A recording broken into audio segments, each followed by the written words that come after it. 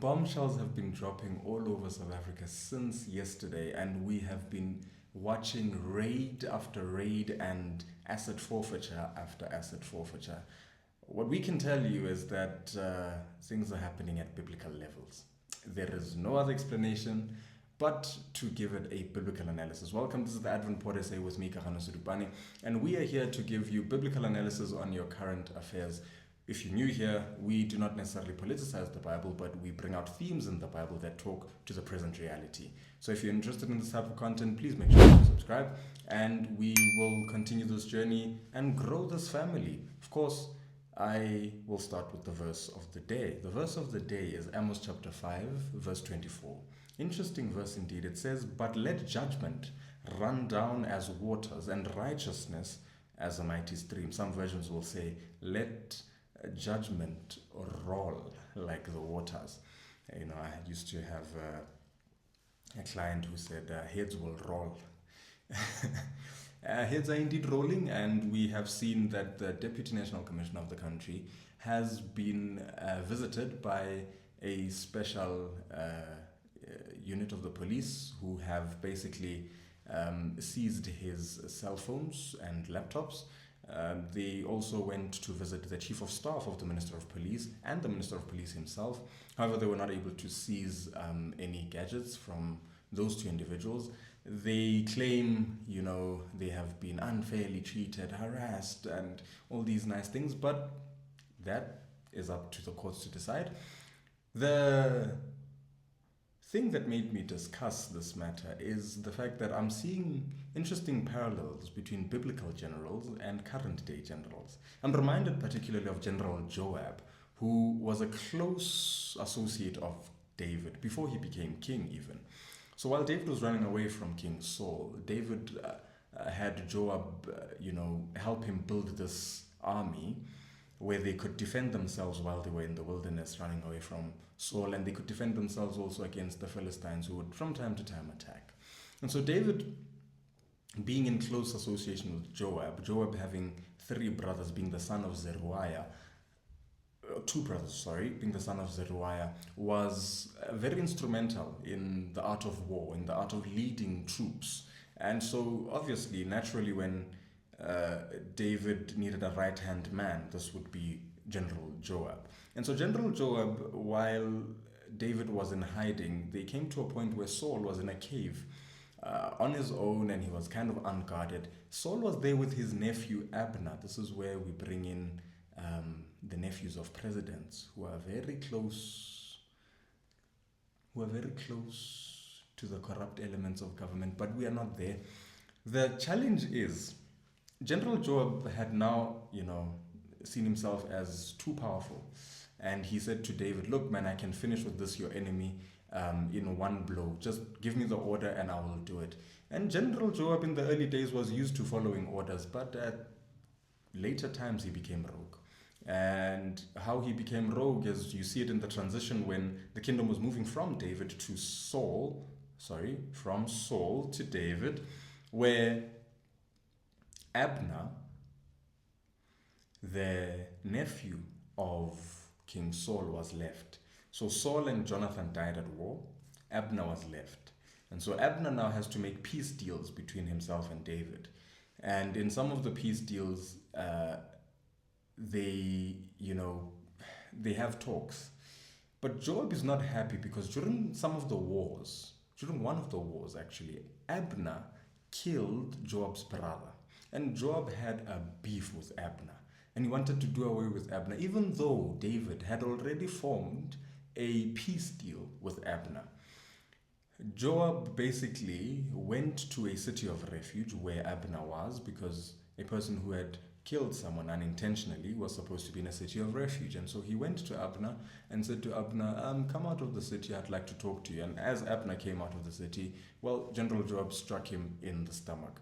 And David bemoans this fact by saying, "Oh, Abner, your hands were not tied, your feet were not in chains." Well, some people's hands and feet will be in chains soon, but that's not the point. The point is General Joab was a ruthless, slimy, scheming general, like some generals we see today. But I'm not suggesting anything sinister. I'll let the courts decide that. The challenge here is General Joab's character and his close association with power made him think that he could influence and divert and use power to get his own way. So General Joab, towards the time where Absalom begins to become naughty and try to steal his father's kingdom, Joab was given clear instructions that when you see my son at war, please do not strike him down. Please just, discipline him, put him in chains, and bring him to me. I'll deal with him as his father. We know that you love watching our content here on the Advent Port SA. And guess what? We enjoy delivering it to you. So why wouldn't you take the time to subscribe?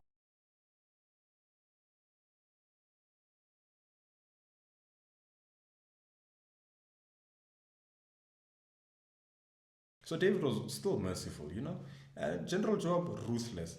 At the battlefield, the young man's hair is caught in a thicket, and General Joab strikes him in the abdomen, buries him right there and then, comes back and says, no, the battlefield was very tense, and starts misrepresenting facts. He says the battlefield was very tense, in the thick of things, your son died. But then people obviously told him what had happened, and David was not happy with that. He basically did not talk to anyone, eat or drink, for a good number of days, even as he returned back to Jerusalem. Why am I sharing this story? Because General Joab, once again, a very sinister creature in the, body politic of Israel at the time. Joab then does something interesting. During the time that King David was now sick and old and he was transferring power, David wished to transfer power to his son Solomon. However, the stepbrother of Solomon, Adonijah, was starting to amass some kind of counter-revolution. And Joab joined this counter-revolution, and together with the priest Abiathar, which is its own thing. You see how religion has always been meddling with politics in a way. Yeah. So it's not wrong for us to address politics within the context of religion. That's a side note. Anyway, the point here is Joab siding with Adonijah put him at odds with David. And David said to Solomon, bro, when you become king, you must eliminate Joab, you must eliminate Abiathar, eliminate all the people, even your stepbrother, eliminate him, and be strong.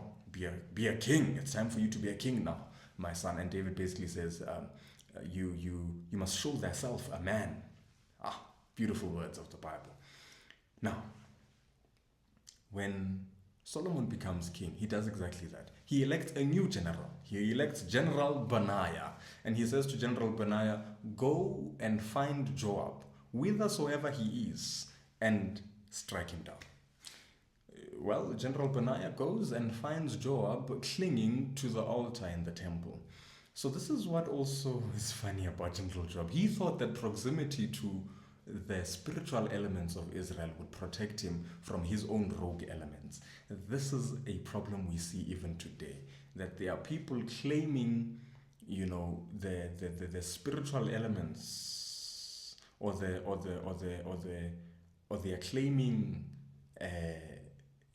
the power of divinity, even in their rogueness, and they think that they will be protected against that, which is a very, very tricky space to be in. It should not be allowed. It should not be allowed. Even this idea of claiming innocence because you have been unfairly apprehended is also problematic, because it plays into I was not treated fairly mentality. Fine. The problem is, General Joab thought that his proximity to both royal power and spiritual power could protect him from justice. But as Amos says, and obviously they've learned from my previous video, that you shouldn't delay judgment. Amos says judgment will roll, the waters of judgment will roll, and righteousness will become as a mighty rushing stream. So it's happening. It's happening, and we are waiting to see the outcomes. Obviously, what does this mean for you and I as a Christian? We should learn from some of these things. We should learn that rogueness within an organization can create problems. It can split organizations that are meant to protect society, and it can split political systems that were meant to stand together for a common cause.